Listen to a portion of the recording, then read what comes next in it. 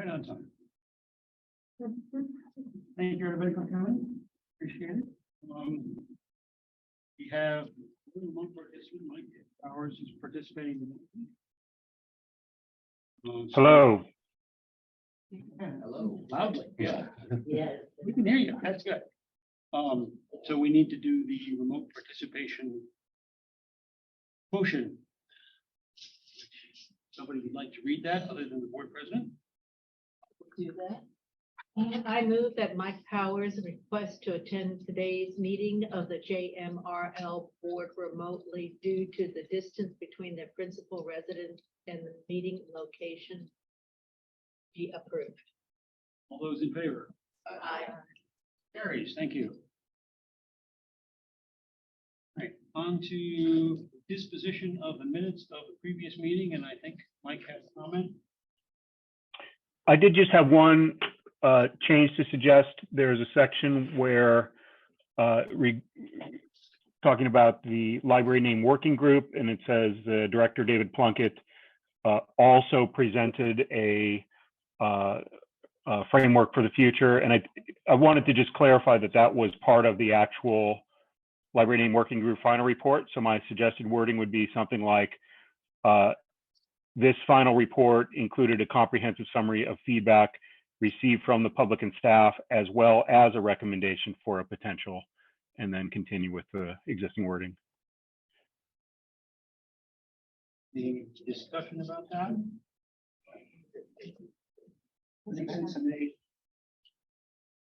else have an objection, comment, correction? I have a motion to accept the meeting minutes for May as amended. So moved. All those in favor? Aye. Opposed? Great. Carried. All right, on to announcements. We'll let David do. Okay, I wanted to make a special welcome today to Brandy Polanowski from Louisa County and Peter Morville from Albemarle County, who have been appointed by their jurisdictions to replace Thomas and Wendy. So starting next month, Brandy and Peter will be full-time board members. And then the flip side of that, I wanted to say thank you and goodbye to board members Thomas Unsworth and Wendy Craig. We've got some books in your honor for your service to JMRL. You don't have to read them all. You can leave them here and I'll take them, or you can check them out. So for Thomas, for his children that use the Scottsville Library, we have Where the Sidewalk Ends by Shel Silverstein, The Girl and the Dinosaur by Holly Hughes, Sir Ladybug, and I'm sorry, by Corey Tabor, and Cat Ninja 1. Charlie is reading that one at the moment. Okay, great. So these were hand selected by the Scottsville branch manager. Thank you. Thank you, Thomas. So each one has a nameplate thanking you for your service. One book for each year of service means Wendy. eight books here. We've got a title called The Teachers, A Year Inside America's Most Vulnerable Important Profession by Alexander Robbins. Nature's Best Hope, A New Approach to Conservation That Starts in Your Yard by Douglas Talamy. Flowers and Their Meaning by Karen Azule. Very pretty book. But have you read the book, 52 Literary Gems That Inspired Our Favorite Films? Not finished. Wonderful book. Kristen Lopez. Life in Five Senses by Gretchen Rubin. Knowing What We Know by Simon Winchester. Thanks. Tasting History by Max Miller. And finally, Becoming Story, A Journey Through Seasons, Places, Trees, and Ancestors by Greg Sarris. So on behalf of JMRL, thank you to Wendy and Thomas for your service. After the meeting today, we have no requirement to check them all out. Yeah, my motion to move the cake to the front of the meeting, the books to the rear of the meeting. Other announcements from folks?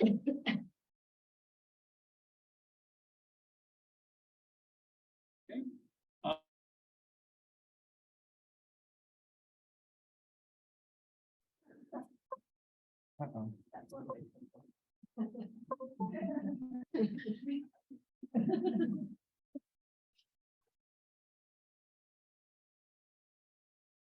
day for tech issues. Hopefully that's not the 28th. Yeah. Okay, I do see.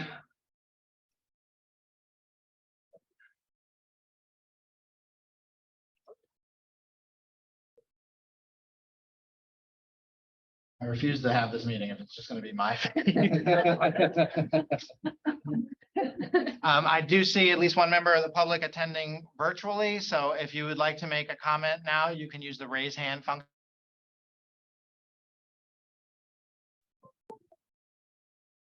On Zoom.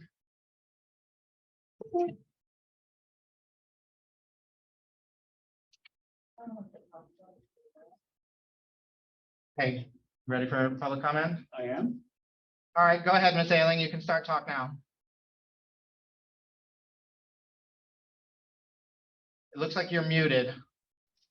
Can you hear me now? Yes, great, perfect. Okay, I'm just listening. Okay. Okay, thanks for letting us know. Okay. Bye. I think we will move on from public comments. Fix it.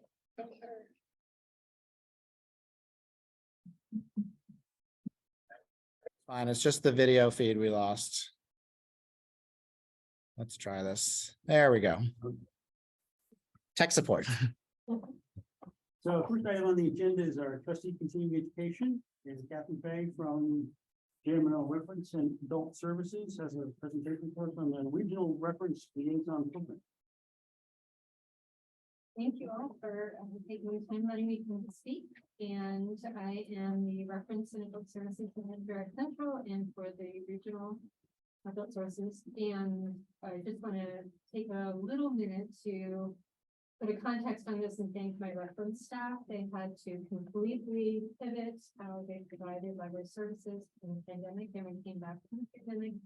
Yes, and we found that the needs from the library had shifted completely and had to start over again from scratch potential and have thrown themselves into that and done a great job. What we were noticing in the fall was that Central's program attendance had dropped off significantly. It was not coming back the way it had prior to COVID closures. And there's pretty low staff morale. They were putting a lot of time and resource into programs that weren't being attended. So and plus the resources, we didn't want to be spending all of this time into something that wasn't a benefit to the Central patrons. It took some time to think about what is it that Central does really well, what programs are being attended, what are our options, and the Central reference staff are paid by regional funds, which gave me a lot of options. I reached out to all of the branch managers to see what their situation looked like after COVID, and they were dramatically understaffed. They were having patrons return, but having difficulty providing programs to them. So I talked to my staff, and we came up with a plan to assign a reference staff person to each regional branch. So rather than just reference being available to the branches, which seemed kind of amorphous, there wasn't real great communication about what we could do for them or how we could do it. They would have a specific person that they could talk to, be their point of communication. And back at Central, we would meet twice a month to collect all that information, see what the consensus was among branches. They all had very different personalities, very different patron bases. Were they going to need different things? Were they all going to be similar requests? And then take that information back out again to the branches. And our efforts, I have to say, have been surprisingly successful, really, really well welcomed. The branch managers have been thrilled to have the extra staff. They've been thrilled to have a specific point of contact, which is a much different scenario than existed before. The reference staff have been thrilled because they all have pet projects and programs and interests that they love to offer to patrons and just weren't really being successful at Central. Now they can offer those at the branches who were having difficulty getting those permits on. What we realized was what Central does well is we are proximate to the mall and the foot traffic and all of the social service organizations, and that's an opportunity as well. So in addition to each reference staff adopting a branch, they would also adopt a social service organization and the point of contact with that organization, which embeds us in the community a little bit and also brings their population base to the library and us. That's a way to reach patrons that we weren't previously reaching, which is an issue libraries often have. The people who come are the people who always come. We have our circle. So we've done that as well. And Central also does big events very well. Everybody comes downtown for all of the concerts and the shopping and the weekend eating out, big events. So we have pivoted to do that, where the adult reference staff will partner with YA and children's to put on large multi-generational events. And we have had great turnout, really, which is also helpful. I think we can partner with the businesses, make ourselves a little bit more visible, and just have everybody be more aware in the regional branches and in the Charlottesville area and with the social service organizations. So I collected some of our information because we're doing end of fiscal year and because I was interested to see where we were for this meeting. We started this in October, so it's been not quite a year yet. And we are averaging 1 to 2 branch visits per reference staff a month. These are the total hours that we've managed to accumulate in 8 months, which includes our work with the branches, our social service organizations, and our departments, and that's 542 hours so far. We have had 84 regional branch visits. And we also adopted a department within Central itself. So somebody is partnering CERC, somebody is partnering with Children's and with PR and with IT to make sure that we're operating holistically as a branch and there's communication going around. Things have changed so dramatically. So we have those hours here as well. And interestingly, our time allocation at the branches is breaking out fairly equally with programming and desk staffing and some collection development. The collection development has been a huge help to the branch managers who don't always have time to do that, especially when short-staffed. And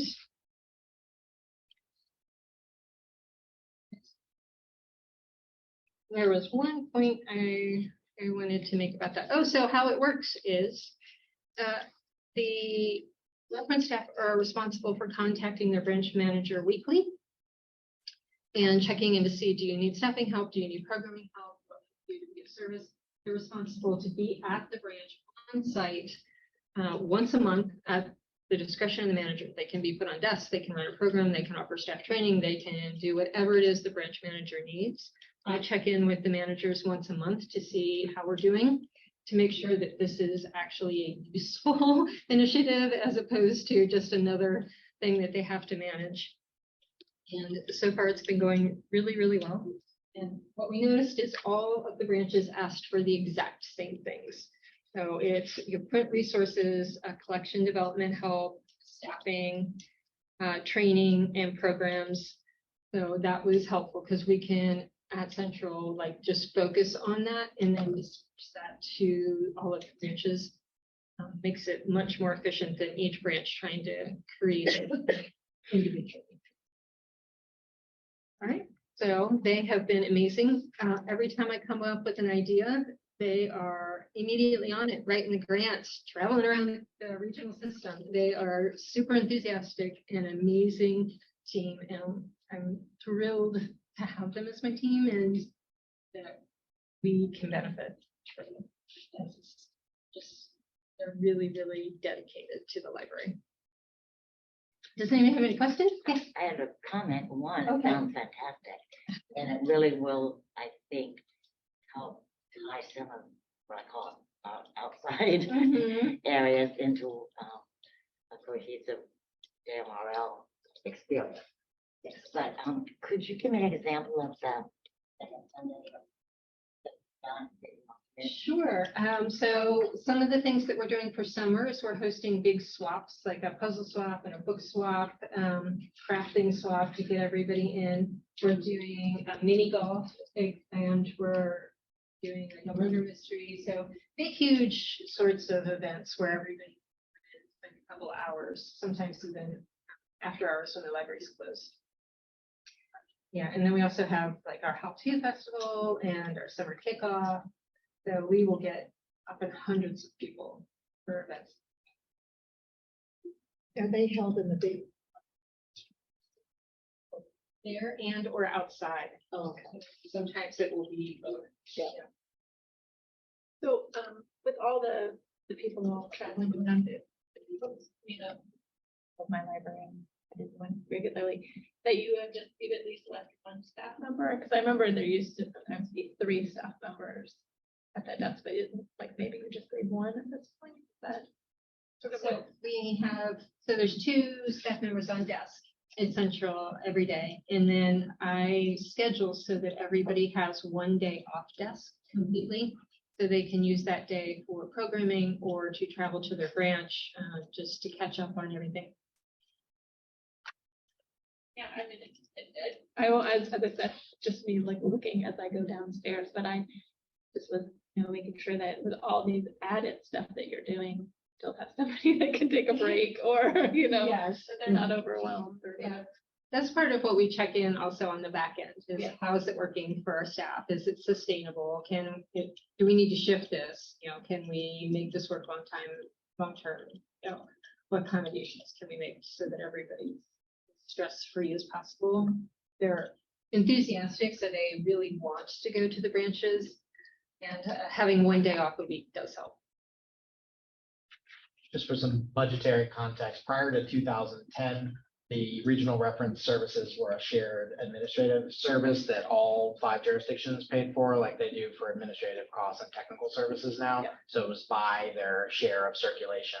And part of that negotiation of the regional agreement at that time was split it out so that 10% of those costs are regional costs and 90% are Charlottesville Albemarle costs. Charlottesville and Albemarle is still paying the bulk of the cost for staff for Catherine and her crew, so they would never abandon that space there. 10% of the costs are paid for regionally, and this seems like a very equitable way to make sure that those jurisdictions are getting fair value for that. Yeah. Because the days of people, it used to be when I first started, people would ask a question at a branch and staff would call in to an 800 number to reference and they would help research it and look it up. And now our staff are much more versatile than that everywhere, so they can largely find some of those answers on their own. Thank you, Catherine. Other questions? I think this is great. I love the comment down at the bottom. Everybody. I think this is a win-win for everybody. Appreciate your comments.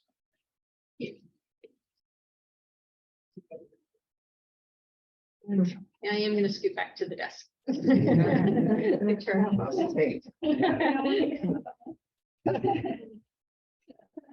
Right. Next up, we have a policy committee report. Are you doing that or? I believe I'm going to do that with Mike's support.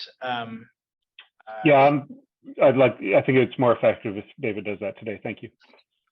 Okay, so the policy committee met right before this group met today and briefly touched on 3 things. One was a final review of the ethics policy, which is going to be presented for a first reading today under new business. Just as a reminder to everybody, and I'll likely go over this again, but we are going to remove policy 2.1, or the board is going to vote whether or not to remove policy 2.1 for the public employees code of ethics. They're going to roll that into 2.11 so that there's only one ethics policy. Also, some of that information that was in 2.1 is going to be rolled into the employee handbook, and I'll show you that information later today. So then the committee looked at an initial draft of a rewrite for JMRL's meeting room policy. Goal is to simplify it and expand in procedures what expectations are in each branch, because each branch has a slightly different physical scenario for what they can offer in terms of, we talk a lot about meeting rooms versus conference rooms versus now privacy pods. So we now have privacy pods at 3 locations at JMRL, at Louisa, Green, and Crozet. So this has to be expanded to include those.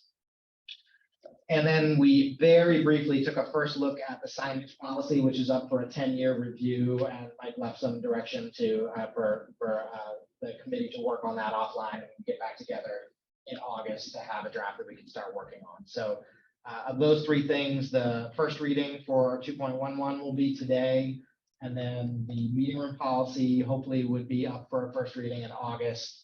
Signage will be to be determined depending on how much.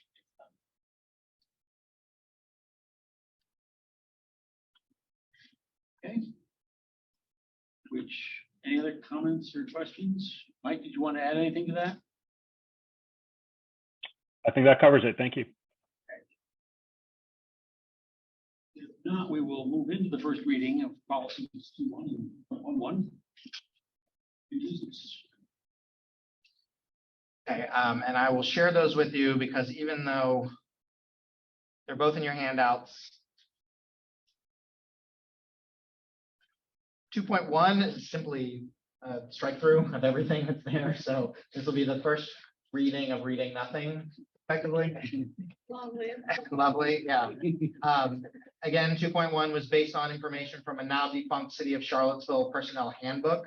So instead, we're going to refer staff to the city's personnel policies and information that will be in the employee handbook. We rolled a little bit of that into 2.11, which was the library employees code of ethics, which will now be JMRL's code of ethics. And it basically, the red line at the top says JMRL's employees are bound by the guidance on ethics in the City of Charlottesville's personnel policies, generally follows the guidance on ethics for library employees set out by ALA.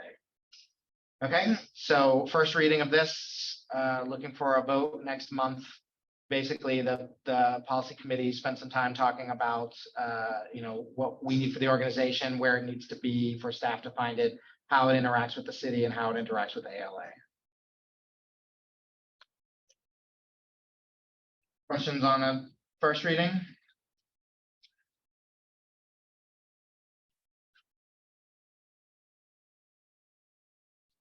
This just reflects what the city's code of ethics is. And the American Library Association's code of ethics. A lot of the more detailed information from the cities, it got moved to the handbook, which will be the next thing I'll show you. That's what I was gonna say. I was a little bit confused. What goes into the handbook? Yeah, I'll show you. Oh, okay. This is what's going to be the policy should the board next month. So is this a good time to segue into the? Sure, yes. As a reminder, the handbook is procedural, so it can be updated without the board having to vote on it. But when it was first created, coming up on 2 years ago now, the board endorsed it. So I believe after talking with Tony that we would be seeking another endorsement for it because there have been enough changes where it's good for the board to say, we've seen what the changes are. So I'm going to go through everything that's changed since this was first adopted in 2021. I almost said 2011. Basically, there were more changes than I remembered. When I told the policy committee I would do this, but most of them were kind of minor tweaks. So we made changes based on 3 things. The first is that ethics policy update, which we just covered, the things that we're going to take out of policy and move into this. The second were overall changes to reflect the city's new personnel policies, which they adopted last fall. And the third were kind of operational needs throughout the year, so things that changed that we should address. So the ethics won't change in the handbook until the board votes on the new policies next month. Should you all accept them, then these would go into the handbook. But basically adding information, this was anything in black, and the blue link is what's currently in the handouts. Anything in the handbook, anything in red is new information. So it said we follow the Bill of Rights from the ALA, library workers and public employees follow our own code of ethics, and we're bound by guidance on the City of Charlottesville's personnel policies. So the changes, the things that got added, staff went through and identified things that were new to the city's personnel policies that weren't addressed by JMRL before.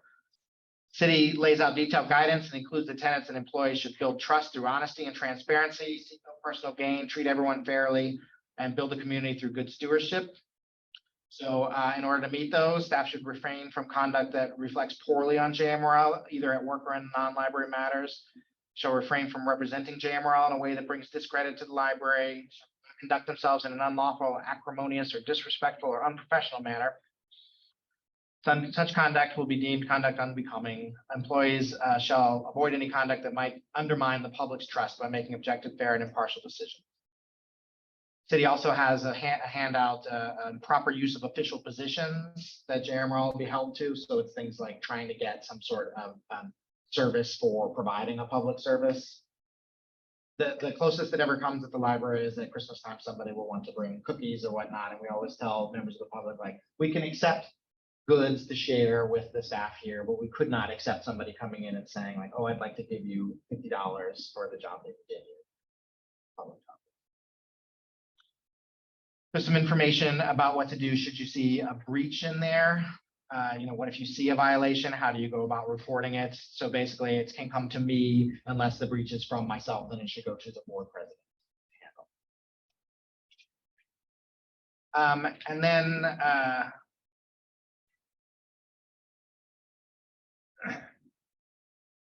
few other things. The state laws of conflicts of interest have changed, so we just got a new link up and a new point to where that should be. So that's kind of the stuff that would change because of the ethics changes that the board is discussing. The second group were things that changed because the city updated their personnel policies. It's mostly language changes, so the board, our board here, already saw the shared leave. It was endorsed by the board, by the library board in November. So that needs to be, or was added to the handbook, but you just haven't seen that change in the handbook since we discussed it. So we changed language to match the new policies from the city. For instance, the phrase telecommuting, they got rid of and changed it to remote work. Civil leave is now jury duty. So we went and made those changes so that the two documents are. Disciplinary action is now known as progressive disciplinary action. So this is the whole shared leave section, which I shared with you all last November and you endorsed. So that shouldn't be a surprise to anybody. Already using it. Our first case of shared leave is out now. It's going very well. We're expecting another one soon. So thank you all for your endorsement of that.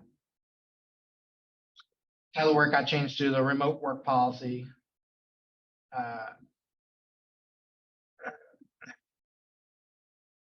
We added some language about JMRL staff being able to access their pay stubs, which wasn't something that was available before. They were all paper, so we had to add something here to say, here's how you get to it electronically. The red is the changes here. The city added vacation next to annual. Instead of just being parental leave, it's called paid parental leave. We added a clarification under the educational leave. So that is a city benefit. The tuition reimbursement described in this section is generally not available for JMRL staff. They are encouraged to apply for our own library school scholarship.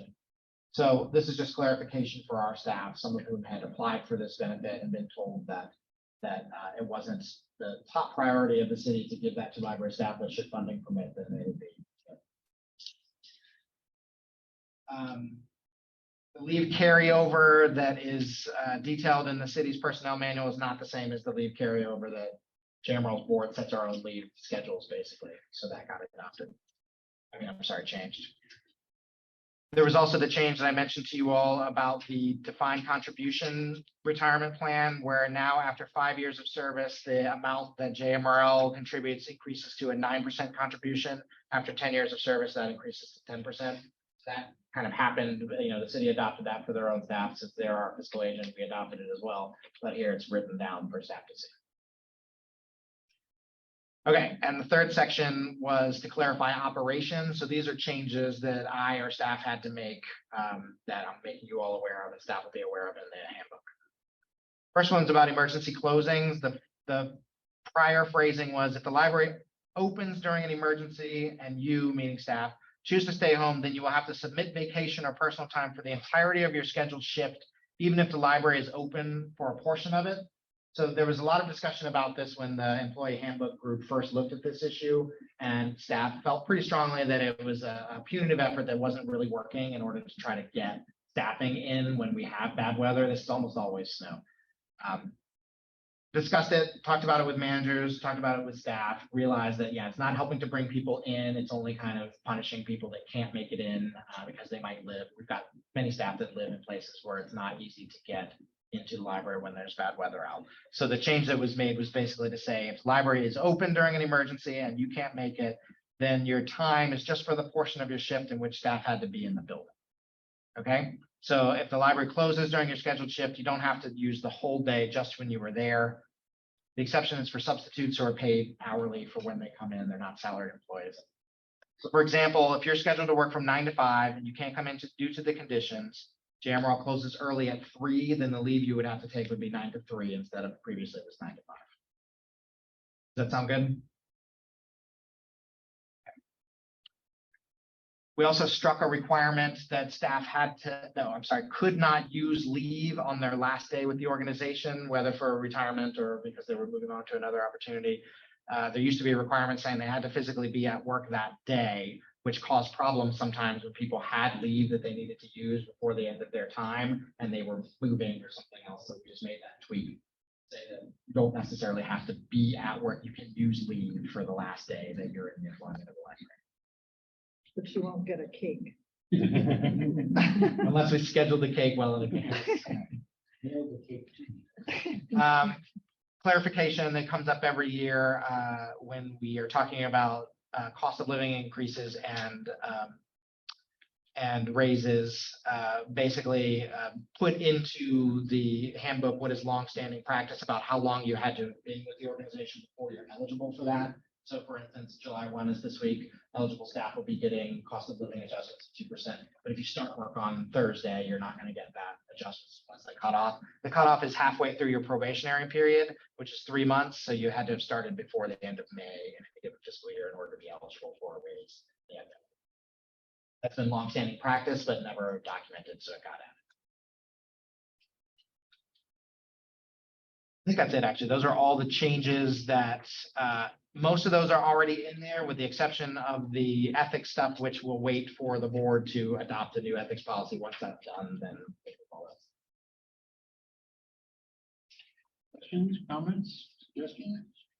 Thank you for all this hard work. May be totally irrelevant, but Sure. so the city, I read in the paper, adopted this bargaining labor, a union, basically. So city, does that include JMRL? No, JMRL's employees are JMRL employees, not city council. So they weren't included under that ordinance. Likely they would see negotiations over time that impact benefits will impact JMRL staff because JMRL pays the city to administer benefits to our staff. We get the same benefit.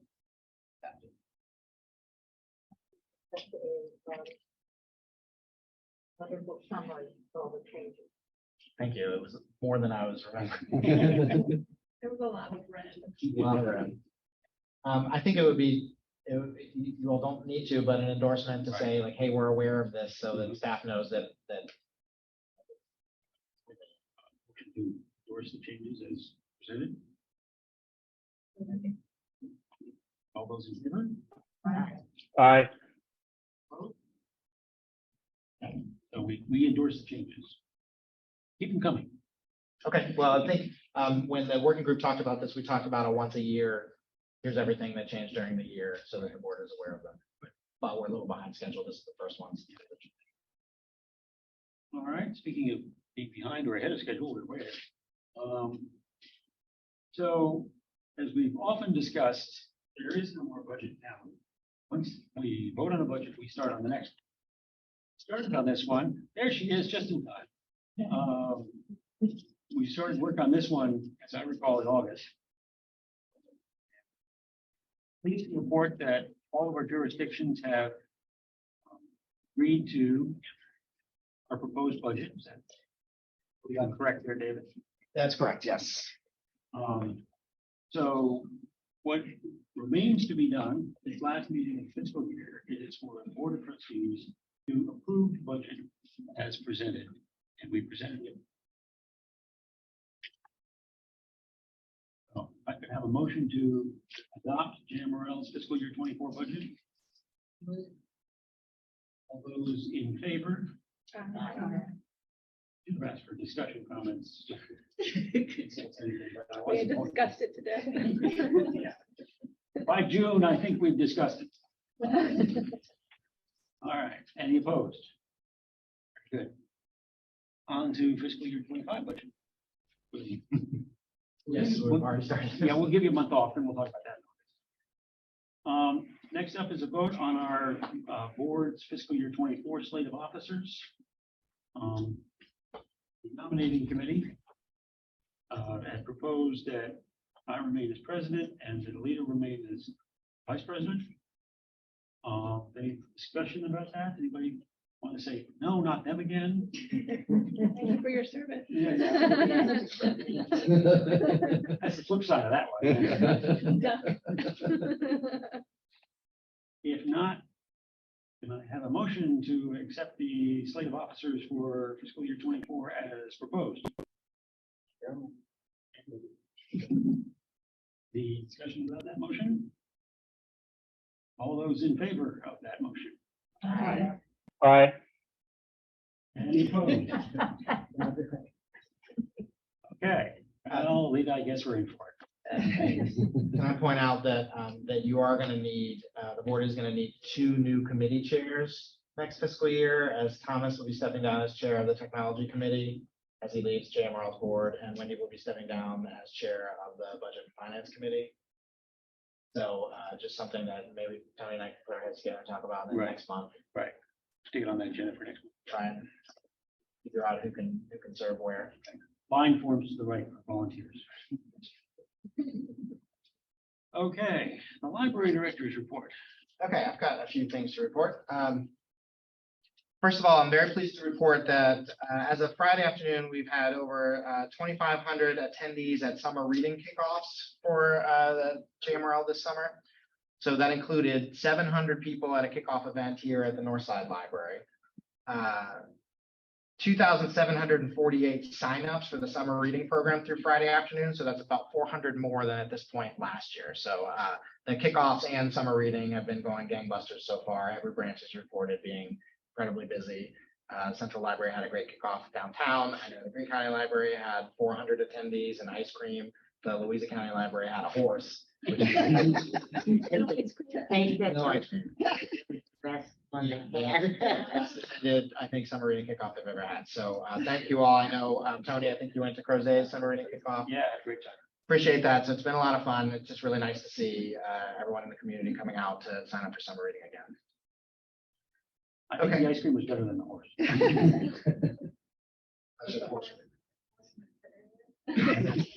Not Mr. Ed. It was a reading horse, not a talking horse. To give you all an update on JMRL's business manager position. So I announced either last month or the month before, I can't remember, that sadly AJ Mosley leaving JMRL. This is his last week at JMRL. He's moving on to greener pastures. But I'm pleased to announce that his predecessor, former JMRL business manager Jerry Carchidi, has agreed to step in as our interim business manager. So Jerry is going to start work officially next month. And he'll be working full-time while we continue a search for a permanent business manager. So I'm very committed to help us through kind of budget season, auditing, the things that goes like second nature, basically. But we're going to continue to search for a permanent business manager. We had one failed search already. So namely, that's going to be developing the new budget, shepherding JMRL through the state's bibliostat data collection project, and helping complete the fiscal year 23 audit. So much thanks to Jerry for making himself available with that. Also mentioned that last week JMRL transitioned to our new website after several years of talking about it. I'm very excited to be here. A special thanks to Sarah Elizabeth for her tireless efforts to get to the library. I'm still working on a lot of adjustments, getting a lot of feedback and responding to it on a daily basis to improve the user experience. Every day, there's some little thing that somebody points out that we can tweak that makes it a little bit smoother. So I've been very happy. Some of those things are pointed out by somebody else. It's not just Tony Townsend reporting things there. Overwhelmingly, David, yes, Mike. what is the vehicle for feedback at this point? I know we had the sort of the proactive list on for a couple weeks when we did the soft launch, but I think that's gone now. Is it just the feedback button at the bottom right, which is general feedback, or are you still kind of soliciting web specific feedback as we're sort of in this new car smell mode right now? Right. Most of them are coming in through the contact forms that are on beta there. They go straight to web manage. They generate, I'm sorry, webmanager@jmrl.org is an email that generates tickets automatically in our ticket system. So there are a couple different places there where if you press it, it generates a ticket directly for Sarah to look at. But some of it, to your point, it's not as focused as it was before. Some of it comes to me, some of it goes to Kayla, some of it comes to branch staff who are sending it in. So since the overall feedback form is the more of a funnel now than it was previously, that's working in that sense, but it's not specifically just for the website. Okay, but essentially we've moved on from, because you did have the website specific form, which was a separate form, and you've moved on to that, from that to just the general feedback form, and then you're directing that as appropriate. Yes, is that what I'm hearing? That's a good summary. Yes, and the website feedback form was a very useful tool, I think, for Sarah and Kayla to tweak some things pre-launch. But it was all about go to beta, go to this other site. Now we're instead having people interact directly with the site. Yeah, that's true. That the link certainly changed. Okay, thanks for that. Sure. I will say that overwhelmingly the feedback that's coming in has been about the library catalog, which is not necessarily what we were anticipating, although should be, right? That's what people are going to the library's website to do, is to find the library catalog. The new site points to the Find It catalog, not the classic catalog. Both of these have been available for years now, where patrons have been able to make the choice between the two. And a lot of people just haven't made that choice to go to the Find It catalog. Now, when you click on the My Account button, it takes you there automatically. So a lot of the feedback we're getting is not necessarily about what we have been calling the beta website and homepage there, but it's about interacting with the library's catalog and people not knowing where to find things that they need to find in order to get to the resources they need. So we've been able to do some cleanup. There's also some education to show people like, well, that particular thing is not here, but here's where you can find it. So it's been great. I think it's been gratifying for staff to actually have something to work on to show people, to say, oh, look, here's how you can do these things. So thanks again to Sarah and to JMRL's Collections and Technology Manager, Kayla Payne, who worked very long hours to make this transition as smooth as possible in the last few weeks. We did put up a link to the classic catalog when you go to the Find It catalog, though, because one thing that will not port is the My Lists function. So if you've been using that for many years to keep track of what you have been reading, that's not the API that Find It uses to talk to the catalog can't see that data as of yet. So that will be a longer term process. We still want that feature. We'll have to use the classic catalog. It is the baseline catalog from our vendor, and we cannot get rid of it. We could hide it, but it's not going anywhere. So there's no harm in keeping it up and available for the public. I'll pause though, because this is a dramatic moment. Any thoughts, comments, feedback? You heard from anybody? People might reach out to you all as trustees and say, hey, I like this, I don't like this. I haven't announced the change in my household.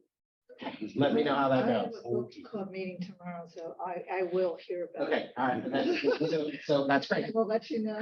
Collect the feedback. What are the things? Yeah. What are the things you're trying to do? What are the things you need help with? And we're happy to reach back out. I would just like to say from my experience at UVA, summer is an excellent time. Because usually you have a drop in the number of users, so you can debug for the summer. I'll come back in the fall and use the new one as well. Maybe I just. I just forgot, yeah.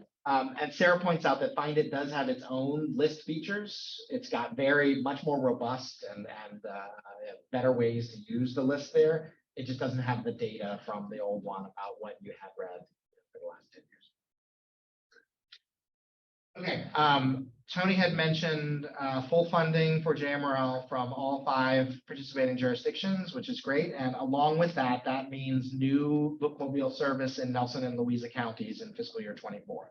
So this is very exciting. They're working with staff and trustees in Nelson and Louisa for the expanded bookmobile service. Alita spent a day driving around Nelson County with Susan and Marion and I looking at potential stops there. We did the same thing in Louisa County. We have sent a proposed schedule of stops to each locality, to the staff in Louisa and the staff in Nelson, and staff there have shared it with their boards of supervisors. We're getting feedback back about tweaks and where they would like to see more service. Each jurisdiction will get visits on 2 Fridays each month. So there are a few areas, for instance, in Louisa County, where there will be some service in the Zions area on each of those 2 Fridays, just not the same spot. They'll be kind of, one will be closer to the Spring Creek development, the other will be by the Walmart and all the shopping center there. But if a family needed to get there twice a month, they're right across it's a big street, but they're right across the street from each other. Also, speaking of outreach, 2 years later, we are finally expecting Nelson's outreach vehicle to arrive in mid-July. So this was fundraising that the Grow Nelson Library Group did in anticipation of the renovation of that building. Ordered it in the midst of COVID, have had supply chain problems ever since then. That I realized at one point when I was driving around that the unit that we ordered is the same one that Amazon's trucks use. We were at the bottom of the list behind Amazon. I'm not making that up, but it seems like They had ordered, and you had ordered one. yes. So when that does come in on Thursdays, the Nelson Memorial staff will be on the road and out in their community bringing programming and library services once it arrives. Again, we're expecting it. Also, we're going to have the first meeting of the Central Library Renovation Working Group this Wednesday evening at Central, which the board talked about last month. Tony and Ann will be representing the library board. We're going to be joined by Jane Kulo, who's going to be attending on behalf of the Friends of the Library, and Mac McClellan, the Dean of Students of the Renaissance School, will be in attendance as well. So our plan for this initial meeting is to kind of review the history of the renovation of that building, talk about the funding. It's a jointly owned building between Charlottesville and Albemarle, 50-50, talking about the funding structure, what previous requests for funding have looked like and what it looks like now, and then come up with a plan moving forward, including how big or how small does that working group need to be. And Dave Groff, who's head of the Lovely. He's a yes coming. Great. So that's the head of the North Downtown Neighborhood Association. and he's an architect. And an architect. Wonderful. I'm extremely pleased to announce that JMRL is the recipient of the Public Library Association's Digital Literacy Workshop Initiative. The library's application was spearheaded by reference librarian Abby Davis with the support of JMRL's Reference and Adult Services Manager, Catherine Fay. The initiative is a collaboration between PLA and AT&T, and JMRL was awarded in both the offered categories, which were support for providing digital literacy workshops and support for providing affordable connectivity program, ACP workshops. So it's a total of up to $7,500 that the library is going to get from PLA. I'll be back to ask the board for a motion to accept those funds in the next fiscal year, probably in July. But I want to let you know that this grant had been written and received. So congrats to Abby and Catherine. And I look forward to sharing the progress of that initiative with the board next fiscal year. Finally, just wanted to note that I'll be out of state next week on a family vacation. So I'll be a little slow to respond to emails, but call my cell if you have any emergencies. Have fun. Thank you. That's all I have to report. Okay, thank you, David. Other matters we need to talk about. This is our last meeting of fiscal year, whatever it is.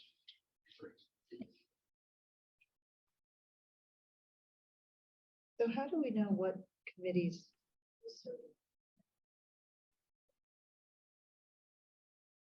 Which ones would you like to say? There's 2 openings. Put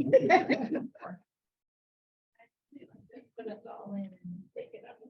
Find out who the duties, what the needs are. And then probably not make them in charge of it. The officers have to. Is that how the magic happens? Yeah, the bylaws state that the board president selects all board members. So usually there has been some amount of communication or back and forth for people saying, like, I'm interested in this or I'm interested in that. And here, I'll show what the current makeup is. Would that be useful? Do you remember what you're? No. Yes, you are. The central work. That's a working group, not a committee. Did they sign up for anything else? Oh, well, that'll change. Yeah, since you started kind of midstream, right? So Right. you'll be available. So the Budget and Finance Committee, this as I told Brandy a few weeks ago, we need to have at least one person from each jurisdiction here. It's very important that they represent. So Brandy doesn't get a choice, Martha doesn't get a choice, Alita doesn't get a choice. The rest of it is a bit flexible, and we do need a chair for that. Technology Committee, it's currently Thomas and Michael with staff, so we need a new chair there. We're looking to try to have that committee get together quarterly, I think we had talked about. It's been a little slow. The bulk of conversations have been about the webpage, but also this committee is going to need to work with the strategic planning committee on the technology goals that are going to be part of the strategic plan. 5-year plan committee, chaired by Meredith. Alita is the other board member there. I think it would be good to have some continuity there if Meredith is still willing to serve. Policy committee, Mike is the chair, Kathy and Martha, the board representatives. And I'll make my annual chime in. I do enjoy working with the policy committee, but if it's good for the organization for that to rotate, or if there's other interest, let Tony know. It's not a hereditary title of mine, although it might seem that way. So the door is open. Just talk to Tony and we'll work it out. The last official committee is the Personnel Committee, chaired by Kathy, with Alita and Meredith on it too. And generally, the Personnel Committee meets in the fall to talk pre-budget season about the requests that JMRL's managers have for additional operational changes. And then as needed, I am expecting that committee to have to meet a few more times in the next year as we start really talking about the salary study that JMRL got back in and how to try to make that work organizationally. Yeah, as chair. I hear a lot of people volunteering to step down. There, But it is a nice committee. yes. So I would say, Tony, maybe if trustees have an interest in any particular spot, to send you an email, and then maybe you and I can talk about what makes sense, and we can propose something next month and then take it from there. To paraphrase Carr's awesome nomination back in Bill.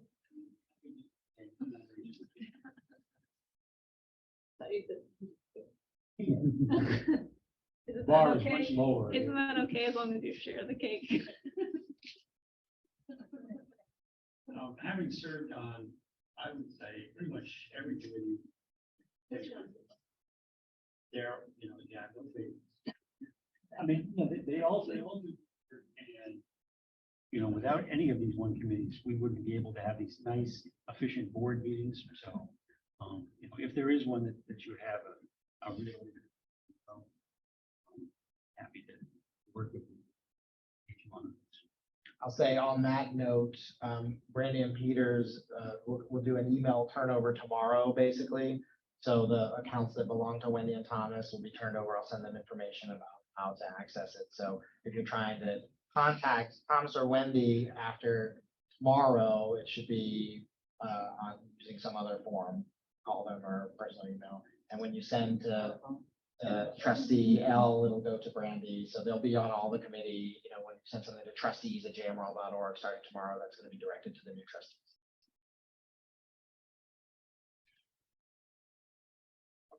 Other matters.